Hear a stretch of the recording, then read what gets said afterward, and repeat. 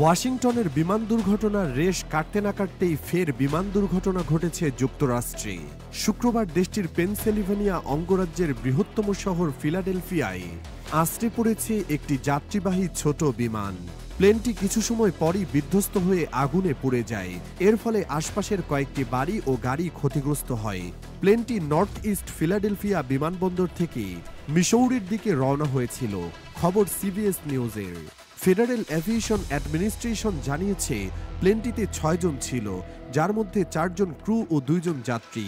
এক যাত্রী ছিলেন একটি শিশু, তাদের কেউই বেঁচে নেই।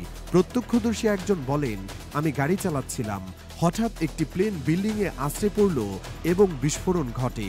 আকাশে আগুনের কুণ্ডলী দেখা গেল।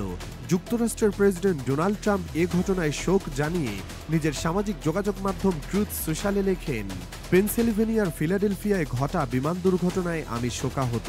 কয়েকজন নিরীহ নিরপরাধ মানুষ হারিয়ে গেলেন।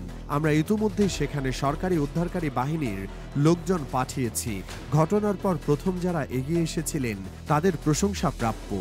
গত ৩০ জানুয়ারি বৃহস্পতিবার যুক্তরাষ্ট্রের রাজধানী ওয়াশিংটনে মার্কিন সামরিক বাহিনীর ব্ল্যাক হক হেলিকপ্টারের সঙ্গে মুখোমুখি সংঘর্ষের শিকার হয়ে নদীতে ডুবে যায় আমেরিকান এয়ারলাইন্সের একটি যাত্রীবাহী জেট। এ ঘটনায় ওই জেটের ৬৭ জন আরোহীর সবাই নিহত হন। এ ঘটনার মাত্র ২ দিনের মধ্যে ফিলাডেলফিয়ায় ফের বিমান দুর্ঘটনা ঘটল।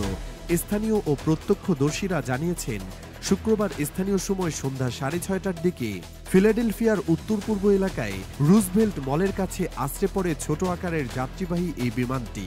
সামাজিক যোগাযোগ মাধ্যম এবং স্থানীয় টেলিভিশন চ্যানেলের ফুটেজে দেখা গেছে মাথা বা সম্মুখভাগ নিচু থাকা অবস্থায় পতন ঘটে বিমানটির এবং মাটিতে নামার পরেই তার বিস্ফোরণ ঘটে।